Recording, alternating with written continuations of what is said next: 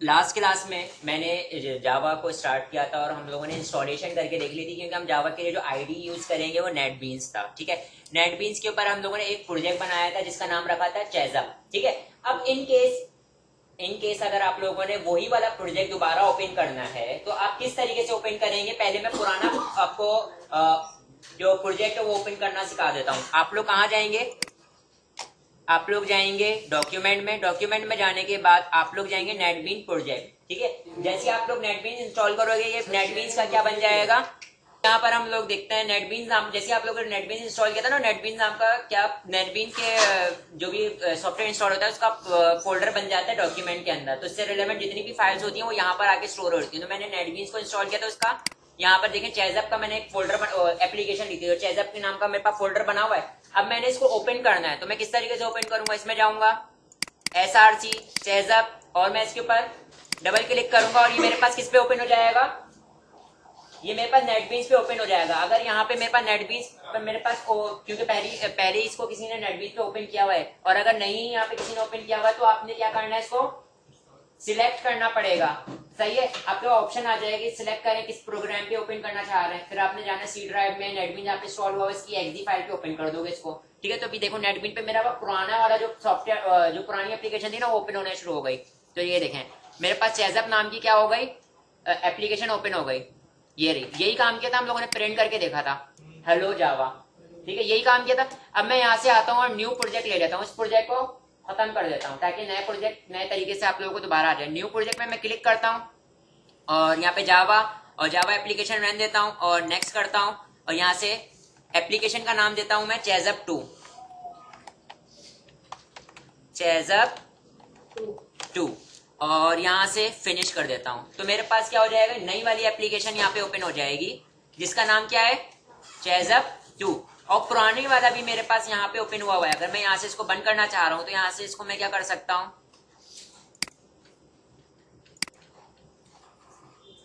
वो sorry delete कर दिया मैंने तो, चलो खैर है कोई बात नहीं। हाँ मैं कर देता हूँ, रुक जाए। मेरे पास अभी क्या खुला हुआ है, मेरे पास अभी एप्लीकेशन नंबर 2 खुली हुई है। सही है, मैं यहाँ पर आता हूँ और यहाँ पर आने के बाद नेटबीन प्रोजेक्ट के अंदर आपको नजर आ रहा होगा चेजअप 2, उसकी SRC फाइल में जाता हूँ और ये देखें इसको अगर मैं क्लिक करूंगा तो दोबारा वो ओपन हो जाएगा अगर मेरे पास क्लोज होगा, लेकिन अभी मेरे पास ऑलरेडी ओपन हुआ है। और मैं इसको थोड़ा जूम कर देता हूँ और एक मिनट रुकिए, जूम करना है तो आप क्या करेंगे, ऑल्ट प्रेस करके और इसको क्या कहते हैं स्क्रॉल करेंगे तो ये क्या होता रहेगा, जूम इन जूम आउट होता रहेगा। ठीक है, आपको ये बात पता है कि हम लोग सबसे पहले हम लोगों ने क्या करना है, बेसिक चीजों को देखना है, जावा की बेसिक चीजों को देखना है। तो हमने जितना भी काम है वो मेन मेथड में करना पड़ेगा ताकि हम अपनी बेसिक चीजों को कवर कर लें। सही है, जैसे कि हम लोगों ने देखा था इससे पहले भी हम लोगों ने पैकेजेस को यूज करते हुए चले आए। तो यहाँ पे पैकेजेस नजर आ रहे हैं, यहाँ पे मेरे पास एक क्लास नजर आ रही है, क्लास के अंदर आपको क्या नजर आ रहा होगा, एक अदद मेन मेथड नजर आ रहा है। हर लैंग्वेज में सबसे पहले हम लोग प्रिंट करना सीखते हैं। लास्ट क्लास में मैंने आप लोगों को प्रिंट करना बताया था, लेकिन अगर आप लोगों ने मैं दोबारा बता देता हूँ, कोई मसला नहीं। तो क्या है ये, system dot out dot print Elon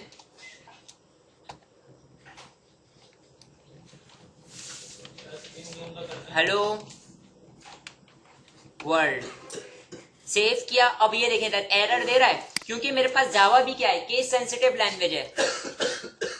ठीक है, एस क्या होगा, कैपिटल होगा। System dot out dot print ln, ये वो तरीके का आ रहा है जिसके थ्रू मैं क्या कर सकता हूँ, जो भी इसके राउंड ब्रैकेट के अंदर बॉडी के अंदर लिखा होगा वो प्रिंट हो जाएगा। ठीक है, तो मैं इसको देखो यहाँ से F6 भी प्रेस कर सकता हूँ या मैं यहाँ से रन कर सकता हूँ। तो मैंने इस पर क्लिक किया और मेरे पास क्या हो जाएगा, हेलो वर्ल्ड प्रिंट हो जाएगा। ठीक है, प्रिंट करना सीख लिया। सही है, अब मैंने यहाँ पे क्या काम करना है, मैंने वेरिएबल बनाना है। वेरिएबल के लिए क्योंकि मैंने आप लोगों को बताया था क्या है ये जावा, देखें दो तरीके की लैंग्वेजेस होती है, दो तरीके की हमारे पास लैंग्वेज की टाइप होती है। एक होती है हमारे पास लूजली टाइप लैंग्वेज और एक होती है हमारे पास स्ट्रॉन्गली टाइप लैंग्वेज। ठीक है, तो लूजली टाइप में हमें क्या करना पड़ता है, हमें उसकी डाटा टाइप नहीं बतानी पड़ती, वो उसकी वैल्यू से बिहाफ पर उसकी डाटा टाइप खुद ही डिसाइड कर लेता है। जैसे कि PHP थी हमारे पास लूजली टाइप, जैसे जावा स्क्रिप्ट थी हमारे पास लूजली टाइप, हम वार का कीवर्ड यूज करते थे, उसकी वैल्यू की बिहाफ पे उसकी डाटा टाइप खुद ब खुद डिसाइड हो जाती थी। स्ट्रॉन्गली टाइप में जहां पे हमने कंपाइलर को, हमें अपनी मशीन को समझाना पड़ रहा है कि भाई किस किस्म की वैल्यू आ रही है, वहां पर हम लोगों ने एक एक हर डाटा की फैमिली बतानी पड़ेगी कि जो मैंने डाटा स्टोर करने जा रहा हूँ, आया ये इस फैमिली से बिलोंग करता है, आया इस फैमिली से बिलोंग करता है। तो जावा भी हमारे पास क्या है, स्ट्रॉन्गली टाइप लैंग्वेज है, सही है। तो इसका मतलब अब मैं जो भी वेरिएबल बनाऊंगा, आप लोगों को वेरिएबल का तो पता है, मैं वेरिएबल का सिर्फ आप लोगों को क्या दे सकता हूँ, वर्बली प्रैक्टिकल करके दिखाऊंगा, लेकिन वर्बली आपको इसका थ्योरी वर्बली बता सकता हूँ कि जैसे कि किस लिए यूज होता है, एक तरीके का कंटेनर है जिसमें मैं टेम्पोररी कोई डाटा होल्ड करता हूं ताकि मैं इसको आगे प्रोसेस कर सकूं, सही है। दो चीजें इंपॉर्टेंट होती हैं इसके लिए, पहली चीज वो मेमोरी में कितनी जगह लेगा, ठीक है, वो उसकी डाटा टाइप डिसाइड करती है। और सेकंड चीज क्या होती है, उसका एड्रेस, कि वो को अगर मैंने आगे यूज करना है तो उसका पता मौजूद होना चाहिए मेरे पास, जो उसका आइडेंटिफायर मतलब उसका नेम होता है। देखो अगर मैंने एक वेरिएबल बनाया ए नाम का, तो अगर मैंने आगे यूज करना है तो ए को मैं आगे यूज करूंगा ना, वो उसका आइडेंटिफायर है, सही। दो चीजें इंपॉर्टेंट होती हैं इसके लिए, सही है। और अगर आप लोगों को इसकी रियल लाइफ एग्जांपल लेनी है तो मैं इसकी एग्जांपल टंकी की दूंगा। टंकी है हमारे पास, क्या है वो, एक अदद कंटेनर है, सही है। सबसे पहले हमें डाटा की जरूरत है ताकि मैं इसको प्रोसेस कर पाऊं, तो अगर डाटा को मैंने स्टोर कहां करवाऊंगा, मैंने टंकी बना ली, टंकी के अंदर मैं डाटा को होल्ड कर रहा हूँ, टेम्पोररी डाटा को होल्ड करता है ताकि डाटा को आगे प्रोसेस कर सके। और अगर मैं दोबारा पानी भर दूंगा तो दोबारा उसके अंदर डाटा क्या हो गया, ओवरराइट हो गया, सही है।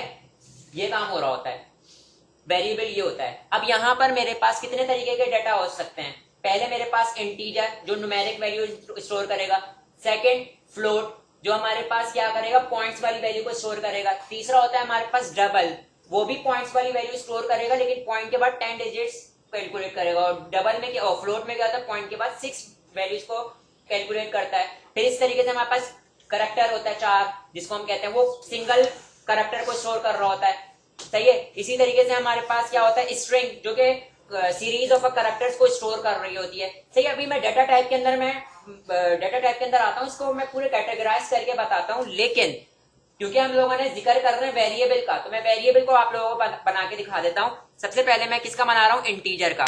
Integer INT A = 12। क्या कोई एरर है मेरे पास, नहीं। और अगर अब मैंने इसको प्रिंट करवाना है तो मैं यहाँ पे क्या करूंगा, कॉन्कैटिनेट A लिख दिया, और अब मैं इसको क्या करता हूं, F6 प्रेस कर देता हूं, मेरे पास आ गया 12। और यहां पे क्या कर देता हूं, ये क्या आया,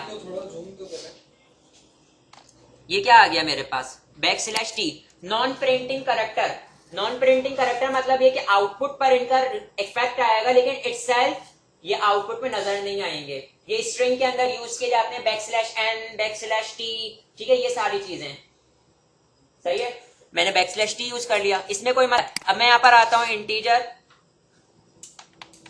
फ्लोट की मैं क्या कह देता हूं, B = 2.3, सही है। एरर आता रहेगा, क्यों एरर आ रहा है, क्योंकि हमने इसके साथ f का सुफिक्स यूज करना पड़ता है। प्रीफिक्स मतलब आगे लगने वाला, सुफिक्स मतलब पीछे लगता है। ये f इसका सिंटैक्स का हिस्सा है। अगर मैंने फ्लोट को मैं क्या कर रहा हूँ, वैल्यू असाइन कर रहा हूँ, कोई फ्लोट के वेरिएबल को वैल्यू असाइन कर रहा हूँ, उसको सुफिक्स क्या लगाना पड़ता है, f लगाना पड़ता है, उसके सिंटैक्स का हिस्सा है, वरना तो एरर आता रहेगा, ठीक है। तो यहाँ पर मैं आता हूँ और इसको भी मैं साथ साथ पहले सारी चीजें बना लेते, फिर आखिरी में प्रिंट कर लेंगे, ठीक है। फिर उसके बाद मेरे पास आ जाता है बूलियन C = ट्रू। फिर उसके बाद मेरे पास आ जाता है का नाम क्या बताया था, ये एक सुफिक्स है, मतलब देखो वो होता है ना, पहले यूज करने पहले अगर कोई चीज यूज हो रही है तो उसको हम लोग क्या यूज करते हैं, प्रीफिक्स, जैसे सुफिक्स, ठीक है। अब मैं यहां पर आ जाता हूं और इसके बाद मैं क्या यूज करता हूं, स्ट्रिंग का S कैपिटल होगा, यहां पर आने के बाद ABCDE, सर ये व्हाट्सएप चार का मतलब क्या, करैक्टर, स्ट्रिंग का मतलब भी वही है, string series of a character, ऐसे, मेरे पास एक ही होता है। हाँ। फिर उसके बाद आ जाता है स्ट्रिंग हो गई हमारे पास, करैक्टर होगा। इसी तरीके से हमारे पास ये ड्राइव डाटा टाइप भी होती है, जैसे बाइट, शॉर्ट, लॉन्ग, ये सारी हमारे पास क्या होती है, ड्राइव डाटा टाइप। अब आप लोग बोलेंगे सर कि इसका हमें वो भी बताएं, क्या क्या कहते हैं, इसके अंदर कितना डाटा स्टोर हो रहा था। तो मैं बता देता हूँ भाई, इसके अंदर ना 2, इसकी साइज मेमोरी में साइज क्या होती है, 2 बाइट, और इसका मेमोरी में साइज क्या होता है, देखो साथ साथ आपको ये भी पता लग गया कमेंट कैसे करते हैं, सिंगल लाइन कमेंट कैसे करते हैं, डॉट स्लैश से, ठीक है। फिर इसका कितना होता है, 4 बाइट। साइज का लिहाज होता है इसमें, अगर मैं लॉन्ग ले रहा हूँ, इंटीजर ले रहा हूँ, उनकी एक रेंज है। अगर मैं लॉन्ग लूंगा तो वो इस रेंज से इस रेंज तक के क्या कर रहा होता है, डाटा को स्टोर कर रहा होता है। अगर आप लोगों ने ये रेंज चेक करनी है तो उसका गूगल भी कर सकते हैं, आपको पूरा एक चार्ट मिल जाएगा इसमें पूरी रेंज लिखी होगी कि इस अगर आप बाइट यूज करो तो इसमें इस रेंज से लेके फला रेंज से लेके फला रेंज तक के स्टोर कर सकते हो डाटा, ठीक है। ये होता है, और उससे एक पॉइंट भी ऊपर होगा, एक डिजिट भी ऊपर होगा तो वो स्टोर नहीं करेगा, सही है। अब मैं यहाँ पे बताता हूं आप लोगों को ये कितना होता है बुलियन, इसकी क्या है 8 बाइट, 1 बाइट, और सही है। इसी तरीके से हमारे पास क्या होती है, इन सब की मेमोरी साइजेस अलग अलग होती है। मैं आपको एक बार दिखा देता हूं, मैं यहाँ पे बोलता हूं डेटा टाइप रेंजेस इन जावा, तो आपको पूरी रेंज आ जाएगी। देखें इधर, मैं इसको ये देखें, जैसे बाइट लिखा हुआ है ना, तो इसके मेमोरी में कितना जगह लेगा, ये 1 बाइट की जगह लेगा, और स्टोर करेगा -128 से लेके 127 अप टू 127 तक का डाटा, होल नंबर क्या कर सकता है, स्टोर कर सकता है। तो मैं यहाँ पे एक बाइट बना लेता हूँ, बाइट डाटा, बाइट का मैं एक वेरिएबल बना लूँ ABCDEF इज इक्वल टू, और मैं यहाँ पे क्या स्टोर करवा देता हूँ, मैं यहाँ पे 127 स्टोर करवा देता हूँ, ये स्टोर कर लेगा। लेकिन अगर मैं इसको क्या करता हूँ, एरर आ रहा है क्योंकि उसकी लिमिटेशन से क्रॉस कर गया। बात समझ में आई है, ठीक है। इसी तरीके से हमारे पास यहाँ पर हमारे पास हर किसी की रेंज है। शॉर्ट अगर यूज करते हो तो उसकी रेंज अप टू -32,768 से लेके पॉजिटिव का 32,768 तक का है, ठीक है। ये हमारे डाटा के ऊपर डिपेंड कर रहा होता है। अगर मैंने फॉर एग्जांपल मेरे जहाँ पे भी मैं डाटा स्टोर कर रहा हूँ वो इतना बड़ा हो सकता है, सही है, तो मैं उसके लिहाज से यूज कर रहा हूँ डाटा टाइप, ठीक है।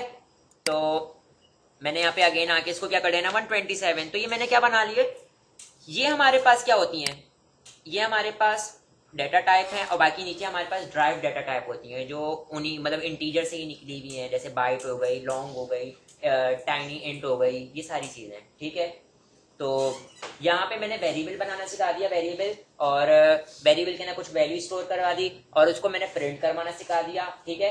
अभी हम लोगों ने क्या काम करना है, अभी मैंने क्या यूजर से इनपुट लेना है, क्या करना है, यूजर से इनपुट लेना है, how to take a input from user, और उसको प्रिंट कैसे करना है, ये सारी चीजें। एक बात तो आप लोगों को अच्छी तरीके से पता है, यूजर से कोई भी चीज इनपुट लेते हैं हम उसको कहीं ना कहीं पहले से वेरिएबल बना होता है, उसके अंदर स्टोर करवा रहे होते हैं, सही है, या स्टोर वेरिएबल बनाना पड़ता है, फिर उसके अंदर जो भी यूजर वैल्यू पास करेगा उसको कहीं ना कहीं होल्ड करना पड़ेगा, सही है, तभी तो मैं उसको आगे यूज कर पाऊंगा, सही है। ये बात तो क्लियर है ना, ठीक है। अच्छा, अब मैं यूजर से इनपुट लेने जा रहा हूं, तो मैं एक काम ये करता हूं कि जितनी भी हमारे पास डाटा टाइप लिखी हुई है ना, ये जो मैंने काम किया, मैं इसको क्या कर देता हूं, ये पूरे कोड को मैं कमेंट कर देता हूं, ये पूरे कोड को मैं क्या कर दे रहा हूं, कमेंट कर दे रहा हूं, ठीक है, मैंने कमेंट कर दिया। जिस तरीके से हम VS कोड में सारा का सारा कोड एक साथ कमेंट कर देते थे, मतलब सिलेक्ट करते थे और कंट्रोल और बैकस्लैश, तो पूरा का पूरा कोड जो होता था हमारे पास कमेंट हो जाता था, इसी तरीके से मैंने यहाँ पे भी इसको कमेंट कर दिया, ठीक है। अब हमने अगला स्टेप क्या करना है, मैंने यूजर से इनपुट लेना है, सही है। तो यहां पर आप लोगों को ऑब्जेक्ट बनाना आता है, C# में आप लोगों ने अच्छी तरीके से सीखा। हमारे पास एक स्कैनर नाम की क्लास है, स्कैनर नाम की क्लास है, हम उसका ऑब्जेक्ट बनाएंगे। वो स्कैनर नाम की क्लास हमें अलाउ कर रही होगी कि हम क्या कर सकते हैं, यूजर से इनपुट ले सकते हैं, और वो उस क्लास के अंदर काफी सारे मेथड डिफाइन हुए हैं। अगर इंटीजर की वैल्यू लेनी है तो इंटीजर का मेथड यूज करोगे, फ्लोट की वैल्यू लेंगे फ्लोट का मेथड यूज करोगे, सही है, मतलब फ्लोट का मेथड यूज करोगे जिससे हम लोग क्या कर सकते हैं, यूजर से इनपुट ले सकते हैं। स्ट्रिंग की वैल्यू लेंगे, स्ट्रिंग का एक अलग से मेथड है वो यूज करोगे, ठीक है। लेकिन पहले हम लोगों ने किसका ऑब्जेक्ट बनाना पड़ेगा, उस स्कैनर नाम की क्लास का ऑब्जेक्ट बनाना पड़ेगा, देन वो हमें एक्सेस मिलेगा। लेकिन वो स्कैनर नाम की क्लास हमारे पास किसके अंदर मौजूद है, एक लाइब्रेरी में मौजूद है, एक पैकेज के अंदर मौजूद है। उस पैकेज को इंपोर्ट करवाए बगैर हम स्कैनर को यूज नहीं कर सकते। सही है। तो पहले मैं यहाँ पे स्कैनर को लिख के दिखाता हूँ, आपके पास वो ऑप्शन नहीं आ रहा होगा, स्कैनर को मिल ही नहीं रहा होगा आपके पेज पे, क्योंकि वो तो एक पर्टिकुलर पैकेज के अंदर मौजूद है। सही है। तो यहाँ पे लिखता हूँ स्कैनर, और मैं यहाँ पे बोलता हूँ SC is equal to new scanner. देखिएगा जरा, इसको स्कैनर मिल रहा है क्या, उसका स्कैनर मिल रहा है, तो ढूंढ रहा है स्कैनर नाम की क्लास आपके पूरे पेज पे ढूंढ रहा है। या तो वो उसको आपके पेज पे वो स्कैनर नाम की क्लास को ढूंढेगा, या तो वो ये बोलेगा कि अगर कोई लाइब्रेरी है वहां से मुझे मिल जाए जिसका मैं ऑब्जेक्ट हूं। ठीक है। तो इसका लाइब्रेरी है हमारे पास, मैं यहाँ पे इंपोर्ट करवाता हूँ उसका पैकेज। तो मैं इंपोर्ट का कीवर्ड लिखूंगा, इंपोर्ट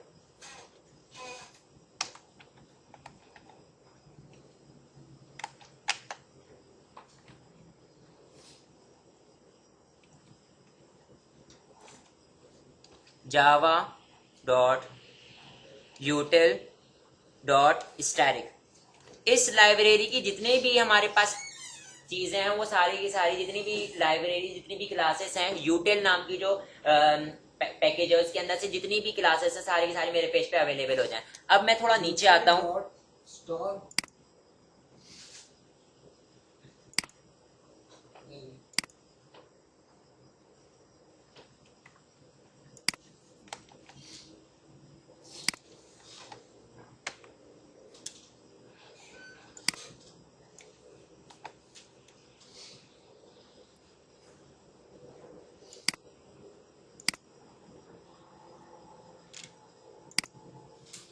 कुछ यहाँ पे हमारे पास देखिए, मैंने लाइब्रेरी को इंपोर्ट करवाया। सही है। लाइब्रेरी को इंपोर्ट करवाने के बाद यहाँ पर हमारे पास एक छोटा सा एरर आ रहा था, और वो एरर ये आ रहा था कि हम लोगों ने देखे था स्कैनर का हमने ऑब्जेक्ट तो बना लिया, लेकिन उसकी बॉडी के अंदर मैंने क्या लिखना पड़ेगा, सिस्टम डॉट इन।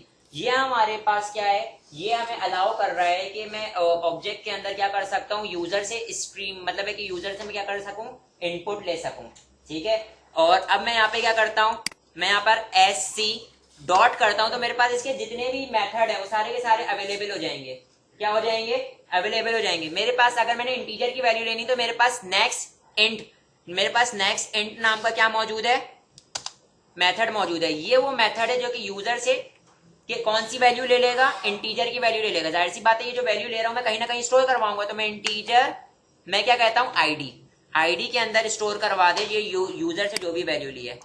सही है। तो मैंने स्कैनर का क्या ले लिया, नेक्स्ट इंट नाम का मेथड कॉल किया, तो इसने यूजर से वैल्यू लेगा और उसको प्रिंट करवा देगा। ठीक है। और यहां पर मैं आता हूं, प्रॉपर तरीके से काम कर लेते हैं। मैं यहाँ पर आने के बाद क्या करता हूँ, SOUT डबल टैप, और यहाँ पर आने के बाद मैं नेक्स्ट के बाद आई कैपिटल है सर जी, नेक्स्ट के बाद आई, हाँ कैपिटल है। यहाँ पर आने के बाद मैं क्या करता हूँ, inter your ID, inter your ID, inter your ID, और फिर उसके बाद मैं यहाँ पे क्या करता हूँ, \n, मतलब नेक्स्ट लाइन में आ जाए। सही है। फिर उसके बाद मैंने क्या करना है, कॉपी करता हूँ, कॉपी करने के बाद यहाँ पे प्रिंट करता हूँ, और यहाँ पे मैं बोलता हूँ इंटर योर नेम। क्या कह रहा हूँ, इंटर योर नेम। अब मैं यहां पर आने के बाद एक काम ये करता हूं कि एक स्ट्रिंग बनाता हूं, string name is equal to, और इसके अंदर क्या आ जाएगा, SC dot next line. Next line नाम का जो मेथड है ये क्या कर रहेगा हमारे पास, ये रिस्पॉन्सिबल है यूजर से स्ट्रिंग की वैल्यू में क्या कर सकूं, ले सकूं। ठीक है। लेकिन एक छोटा सा मसला आएगा, एक छोटा सा मसला आएगा, वो मसला मैं आपको कैलकुलेट करके मैं मतलब बताने वाला हूँ। सही है। तो यहाँ पर मैं आता हूँ, जो भी मैंने यूजर से वैल्यू ली, आप लोग बोलेंगे सर मुझे दिखाएं, तो हम लोगों का जो हम लोग यूजर ने वैल्यू पास करी है वो प्रिंट भी हो रही है नहीं, तो यहाँ पे मैं SOUT करता हूँ डबल टैप, और यहाँ पे मैं बोल देता हूँ कि रिजल्ट इज, और यहाँ पे मैं क्या कर देता हूँ, कॉन्कैटिनेट कर देता हूँ किसको, आईडी को, सही है। और आईडी को कॉन्कैटिनेट कर दिया, प्लस मैंने क्या कर दिया, कॉन्कैटिनेट किसको कर दिया, नेम को। सही है। सेव किया, सेव करने के बाद, सेव करने से पहले मैं यहाँ पे एक काम ये करता हूँ, रिजल्ट से पहले \n कर देता हूँ। सही है। अच्छा अब मैंने यहाँ पे क्या किया है, यूजर से इंटीजर की भी वैल्यू ले रहा हूँ और स्ट्रिंग की भी वैल्यू ले रहा हूँ, उसका रिजल्ट भी प्रॉपर आना चाहिए। लेकिन एक छोटा सा मसला आएगा, मैं रन करके दिखा रहा हूँ, फिर मैं आपको बताता हूँ। देखें इधर, इंटर योर आईडी, यहाँ पे मेरे पास पूरा का पूरा प्रोग्राम रुका हुआ जब तक कि मैं वैल्यू पास नहीं कर देता। ठीक है, तो मैं वैल्यू पास कर देता हूँ 12। जैसे ही मैं एंटर करता हूँ, ये देखें, ये तो मेरे पास रिजल्ट आ गया। उसने मेरे पास नेम की वैल्यू के लिए वेट क्यों नहीं किया, नेम की वैल्यू के लिए क्यों नहीं वेट किया उसने? मैंने इससे पहले भी कई बार बता चुका हूं, ये जो मैंने कॉन्सेप्ट है ना, उसको समझाने के लिए मैंने यहाँ पे एक छोटी सी डायग्राम बनाई है। होता ये है कि जब भी हम लोग क्या काम करते हैं, जब भी मैं यूजर से इनपुट लेता हूं, तो ये इनपुट लेने के जो भी मेथड है, फॉर एग्जांपल नेक्स्ट इंट है, नेक्स्ट लाइन है, या जो भी है, नेक्स्ट फ्लोट है, ये सारे मेथड हैं, इसके स्कैनर क्लास के मेथड हैं। तो ये पहले क्या होते हैं, ये पहले हमारे पास किसके पास आते हैं, ये कीबोर्ड के पास जाने से पहले यहाँ पर आते हैं रिक्वेस्ट, किस पे, रॉ मटेरियल में देखता है। रॉ मटेरियल में अगर कुछ भी नहीं है तो रिक्वेस्ट कहाँ पे जाएगी, कीबोर्ड के पास जाएगी, कीबोर्ड को अलाउ हो जाएगा कि कीबोर्ड के अंदर हम कुछ भी टाइप करेंगे, वो वैल्यू आएगी हमारे पास कहाँ पे, रॉ मटेरियल में। और फॉर एग्जांपल यहाँ पे मैंने 23 टाइप किया था तो मेरे पास के रॉ मटेरियल था, तो raw material as a string के तौर पे उठा रहा होता है। सही है, तो उसके साथ हमेशा हमारे पास \n भी आता है। तो नेक्स्ट इंट था, तो इसने नेक्स्ट इंट ने क्या किया, सिर्फ और सिर्फ 23 उठा के ले गया। अब मेरे पास यहाँ पे आउटपुट पे क्या रह गया, \n रह गया रॉ मटेरियल में। ठीक है, रॉ मटेरियल में मेरे पास क्या रह गया, \n। अब अगर मैंने इंटीजर के बाद रिक्वेस्ट करी नेक्स्ट लाइन की, मतलब स्ट्रिंग की रिक्वेस्ट करी, तो यहां पर आएगा रॉ मटेरियल में इसको क्या मिलेगा, \n मिलेगा। तो क्या होगा, वो कीबोर्ड को अलाउ ही नहीं कर पाएगा, कीबोर्ड से वैल्यू ले ही नहीं पाएगा, और क्या हो जाएगा, ये रन हो जाएगा। सही है, मतलब आगे बढ़ जाएगा। सही है। और फिर उसके बाद अगर मैं दोबारा नेक्स्ट लाइन लेता हूं, तो अब मेरे पास क्या हुआ, अगर मैंने दोबारा क्या लिया, अगर मैंने दोबारा जो है वो नेक्स्ट लाइन लिया, तो अब मेरे पास इस रॉ मटेरियल खाली मिला। और रॉ मटेरियल अब क्या करेगा, कीबोर्ड को तकलीफ देगा कि भाई मुझे कोई वैल्यू पास करो, जो वैल्यू पास करे वो नेक्स्ट लाइन लेकर आ जाएगा। फॉर एग्जांपल जो भी वैल्यू आई तो यहां पर आ गई। सही है, ये सीन होता है। ठीक है, और अगर आप लोग क्या यूज करते, नेक्स्ट लाइन को इंटीजर से पहले यूज करते, नेक्स्ट इंट से पहले यूज करते, तो कोई मसला नहीं था। सही है, लेकिन अगर आप लोग न्यूमेरिक वैल्यू, पहले आप लोगों ने यूजर से इनपुट ले लिया, उसके बाद आप स्ट्रिंग की वैल्यू लेना चाह रहे हो, तो पहले आप लोगों ने नेक्स्ट लाइन खाली चलाना पड़ेगा, बस ये बात याद रखो। फिर उसके बाद जो नेक्स्ट लाइन लोगे वो आपकी वैल्यू पिक कर लेगा। ठीक है, तो यहाँ पर भी आता हूं मैं, और यहाँ पर आने के बाद मैं क्या करता हूँ, देखिए अभी मेरे पास क्या हो रहा था, इंटीजर की वैल्यू ले ली, फिर उसके बाद मैं डायरेक्ट किसकी ले रहा हूँ, नेक्स्ट लाइन ले रहा हूँ। तो मेरे पास क्या कर रहा है ये, मैं इसको रन करके दिखा देता हूँ। मैंने यहाँ पे 3 लिया, एंटर किया, वो मेरी वो वैल्यू को ले ही नहीं रहा, यूजर को अलाउ नहीं कर रहा, आगे बढ़ जा रहा है।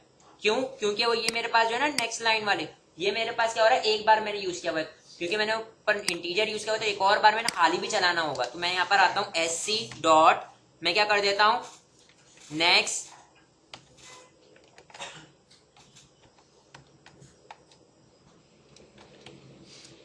लाइन। ठीक है, तो अब मेरे पास क्या होगा, ये जो इंटीजर का जो \n था वो इसमें चल जाएगा, बाकी अब इसको अलाउ हुआ है कि ये कोई भी क्या पास कर सके, वैल्यू पास कर सके। मैं दोबारा रन करता हूं, अभी देखें इधर, यहाँ पर आता हूं 2, अब मैं एंटर कर रहा हूं, मेरे पास ये देखें यूजर की वैल्यू के लिए वेट कर रहा हूं, वो स्ट्रिंग की वैल्यू के लिए। अब मैं इसमें पास कर देता हूं अली अहमद। ठीक है, और एंटर करता हूं, मेरे पास ये देखो दोनों वैल्यूज प्रिंट हो गई। सही है, 2 और अली अहमद। क्योंकि मैंने यहाँ पे क्या नहीं किया था, कॉन्कैटिनेट नहीं, मैंने क्या नहीं किया हुआ था। मैं यहाँ पर आता हूँ और यहाँ पर \t कर देता हूँ। ठीक है, और इसको 12 अली अहमद, एंटर करता हूँ 12 अली अहमद। सही, यहाँ पर आता हूँ। अब इसी तरीके से जैसे मैंने क्या किया हुआ है, इंटीजर की वैल्यू ली हुई है, अब मैंने क्या करना है, लास्ट नेम लेना है। फॉर एग्जांपल मेरे पास फर्स्ट नेम था, तो मैं इसको स्ट्रिंग को कॉपी किया, मतलब कि आउटपुट पे मैंने यहाँ पे बोल देता हूँ लास्ट नेम। ठीक है, और ये मेरे पास क्या था, फर्स्ट नेम। ठीक है, और यहाँ पर मैं आता हूँ, यहाँ पर आने के बाद मैं क्या करता हूँ, ये वेरिएबल का नाम क्या रख लेता हूँ, f_name। ठीक है, वेरिएबल के रूल्स वही हैं जो आप लोगों ने पहले पढ़ा है। मैं यहाँ पे क्या करता हूँ, स्ट्रिंग, और मैं बोलता हूँ l_name, और उसके अंदर क्या स्टोर करवा देता हूँ। अब देखें ऊपर स्ट्रिंग यूज किया था ना, तो मेरे को यहाँ पे क्या नहीं करने की जरूरत पड़ेगी, मुझे दोबारा नेक्स्ट लाइन खाली चलाने की जरूरत नहीं पड़ेगी। नेक्स्ट लाइन, ठीक है, और उसको मैंने सेव किया, और सेव करने के बाद यहाँ पे मैं प्रिंट कर देता हूँ f_name। फिर उसके बाद कॉन्केटिनेट करता हूँ \t, और कॉन्केटिनेट कर देता हूँ l_name। ठीक है, सेव किया और इसको मैं रन करता हूँ। आईडी पास कर देता हूँ मैं 12, फर्स्ट नेम में पास कर देता हूँ अली, एंटर किया। सेकंड नेम के लिए देखो वेट कर रहा है वो, अहमद, और एंटर कर देता हूँ। Result is Ali Ahmad. सही है, लेकिन अगर मैं यहाँ पे क्या काम करता हूँ, देखें अभी यहाँ पर मैं आ रहा हूँ और मैं फॉर एग्जाम्पल मैं क्या पूछ लेता हूँ, फ्लोट वाली वैल्यू ले लेते हैं, फ्लोट वाली वैल्यू यूजर से ले लेते हैं ताकि एक और मेथड हो जाएगा। ठीक है, तो यहाँ पर मैं आता हूँ और पहले कोई सिनेरियो बताओ क्या ले सकते हैं जिसमें फ्लोट वाली वैल्यू आ रही हो। हाँ, परसेंटेज पूछ सकता हूँ मैं। ठीक है, तो मैं यहाँ पे आता हूँ और एक SOUT टैब प्रेस किया, और यहाँ पे मैं बोल देता हूँ इंटर परसेंटेज और \n कर दिया। ठीक है, और यहाँ पर आ जाएगा आपके पास कॉलम से, सेव किया, और इसके बाद मैंने यहाँ पर आने के बाद एक और मैं फ्लोट बनाता हूँ, फ्लोट का एक वेरिएबल बनाता हूँ, और इसके अंदर फ्लोट क्या बनाता हूँ, PER is equal to SC.next float. सही है भाई, जो भी वैल्यू आएगी कहाँ स्टोर हो जाएगी, वो पर में। ठीक है, और इसके बाद मैं यहाँ पे देखो एक और काम ये करता हूँ कि अब मैं स्ट्रिंग की वैल्यू ईमेल ले लेता हूँ इसके बाद। सही है, इसके क्योंकि अब ये न्यूमेरिक वैल्यू आ गई है ना, तो मैं इसके बाद ईमेल ले लेता हूँ। इसको मैंने क्या किया, कॉपी किया, कॉपी करने के बाद मैं वो बोलता हूँ इंटर योर ईमेल। ठीक है, और यहाँ पर मैं क्या बनाता हूँ, अगेन अब string email is equal to SC.next line.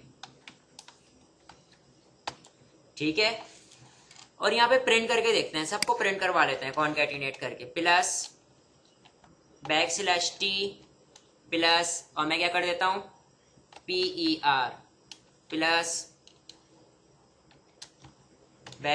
\t plus, और मतलब कॉन्कैटिनेट ईमेल। सही, सेव कर लिया।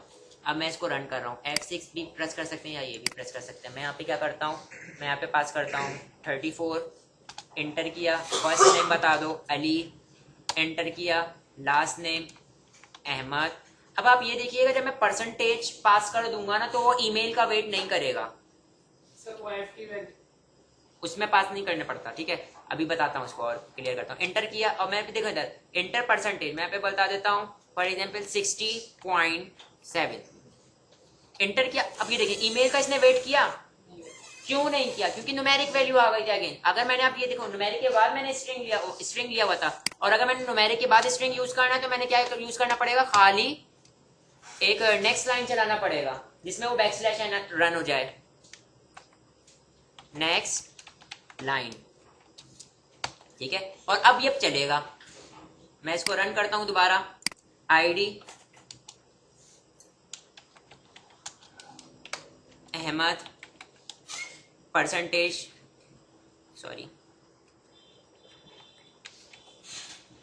ठीक है, और अभी देखें ईमेल का वेट कर रहा है।